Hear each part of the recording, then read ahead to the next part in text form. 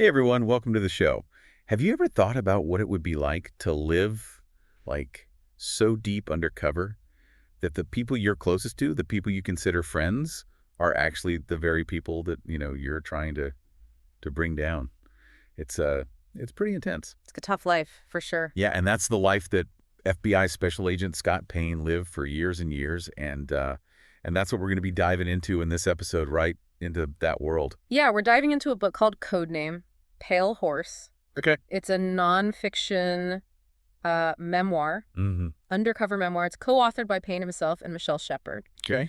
And, it really is a true crime story. Yeah. It throws you headfirst into this world of these extremist groups, right? From white supremacists that are plotting a race war Oh, yeah. to, the really brutal reality of outlaw motorcycle clubs like the Hells Angels. Yeah, I mean, talk about a wide range. Yeah, he really lived among these people. Wow. And the book is just this account of that dangerous double life that he had to lead. Yeah, it's incredible just to think. I mean, what struck me reading this was, the intensity, the experiences, and you get this unfiltered, firsthand look into these groups, how they work, how they think. It's really, really fascinating. Absolutely. But on the flip side of that, I got to say, the subject matter can be, pretty intense. It's heavy. Yeah, it's heavy, can be a lot to process. Yeah.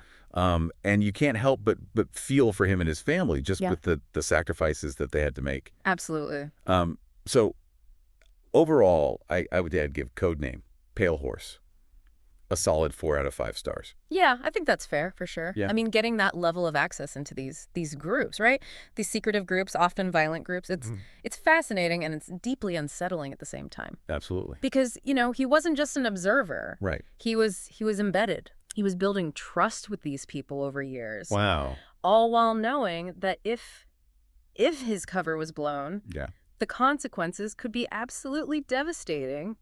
Yeah, there's this one moment that he recounts where a member of the base actually uses the device to try and detect if he's wearing a wire. Oh, wow.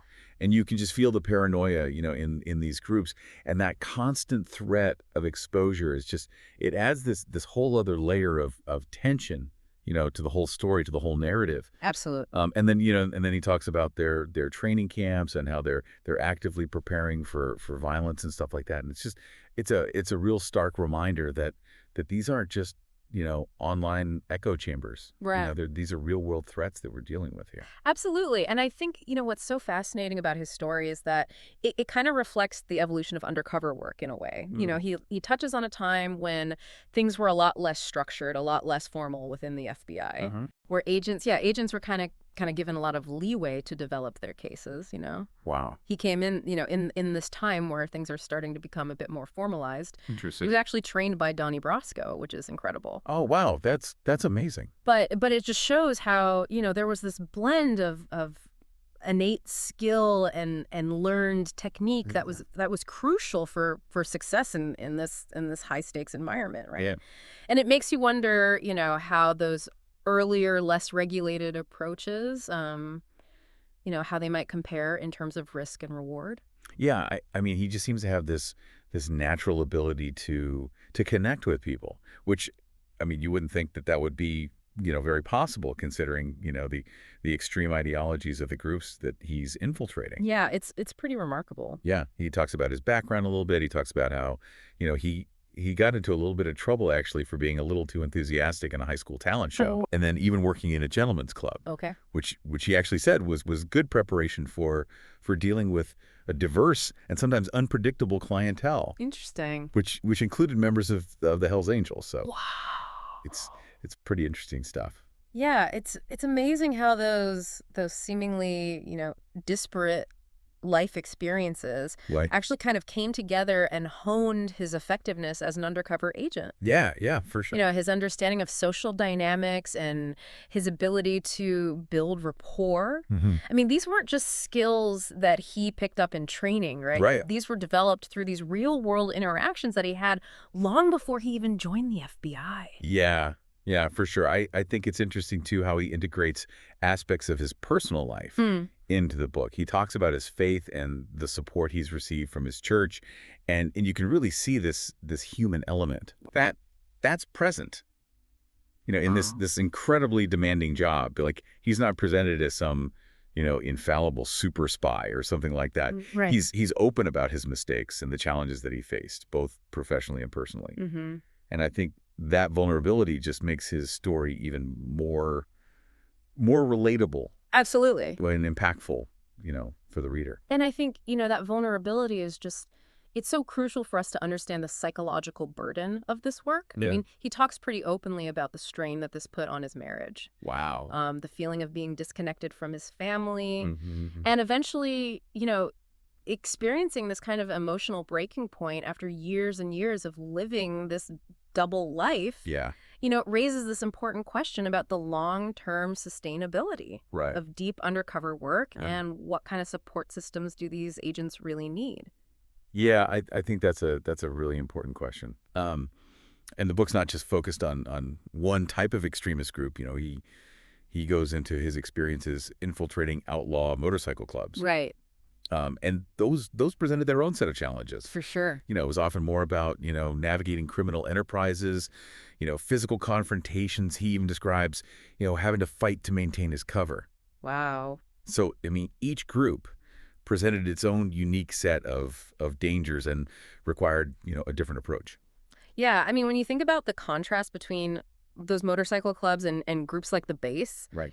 it's really stark in a way. Yeah. Motorcycle clubs, you have this overt criminality, the drug trafficking, the stolen goods, all of that. Right. And then with the white supremacist groups, you have, this hateful, often irrational ideology, Mm. and this desire to just see society collapse. It's scary stuff. It's really scary. Yeah. And yet, in both of those scenarios, he had to so convincingly embody this persona Yeah. to gain their trust. Yeah, for sure. It's incredible. I got to say the sections on the base were really unsettling, especially given, their focus on online recruitment and their accelerationist ideology. This idea of actively trying to accelerate, societal breakdown Right. to achieve their, racist goals and stuff. To bring about the world that they want. Yeah. As terrifying as that is. It's terrifying, yeah. Yeah. And his interactions with members like Luke Lane, who was actively trying to detect, surveillance and stuff. It really highlights their paranoia and their operational security. So for someone that's not familiar, accelerationism, when we talk about it in this context, refers to the belief that societal collapse is actually necessary, and that they should actually encourage it. They should try to make that happen, Right. so that they can, pave the way for their desired extremist future. It's wild. And the book doesn't shy away from some of the really disturbing rituals and belief systems within these groups. Right. I mean, there's this description of this Halloween, what they call a hate camp, Right. where they, there's goat sacrifice, they're consuming the blood, there's drug use. Oh, wow. It just paints this really chilling picture of, Yeah. of the mindset. What's going on? Yeah. And the practices of these extremists, and it shows that deep level of indoctrination and commitment within these cells. It's not just about, surface level beliefs. Right. Yeah, and it's a darkness that's almost impossible to grasp. Yeah. And his ability to not only witness it, but to seemingly participate in these events Right. while maintaining his cover is it's mind-boggling to me. It's incredible. It's incredible, yeah. And the book really, really drives home the point that these aren't just isolated incidents, Right. or fringe elements.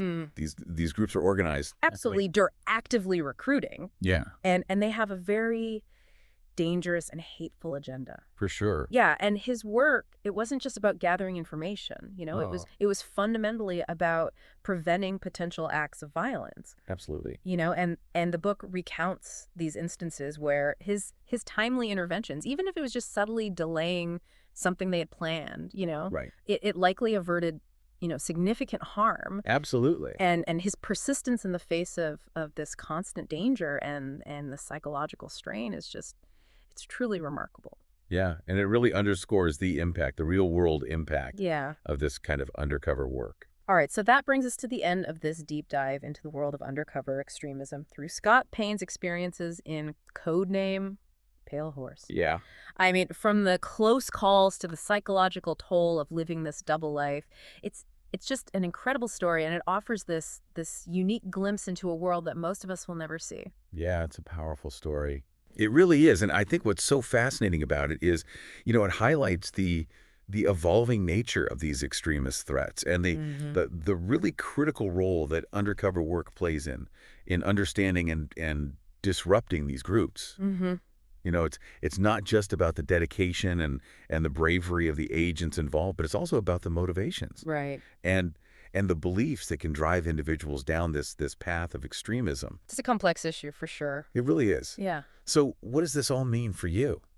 that's a great question. Yeah, I mean, I think ultimately, Codename, Yeah. Pale Horse, is it's a reminder that the fight against extremism, this isn't something that's just in the history books. Right. It's an ongoing challenge, Absolutely. and it often unfolds in the shadows. Mm. And it's a testament to the courage and the sacrifices of people like Scott Payne who risk everything to keep our communities safe. Yeah. So if you found this discussion insightful and valuable, please hit that like button and subscribe to the show for more deep dives into these important topics. Yes, please do. And we'll include a link to Codename Pale Horse in the description if you want to check it out. Yes, definitely check it out. So what resonated most with you today? Yeah, what was your favorite moment? What was the most surprising thing you learned? Yeah, share your thoughts with us in the comments. Yeah, let's discuss. And if you know anyone that might find this interesting, please share it with them. Absolutely. So I'm going to leave you with a final thought here. Okay. In a society that really values personal freedom, Right. where do we draw the line, That's the question. between protecting those freedoms Mm, and being vigilant against these extremist ideologies that are out there? right. It's a complex balance, It is. and it's one that Scott Payne's book really makes us think about. Absolutely a lot to consider. Yeah, a lot to consider. Thanks for joining us. Thanks, everyone. We'll see you next time.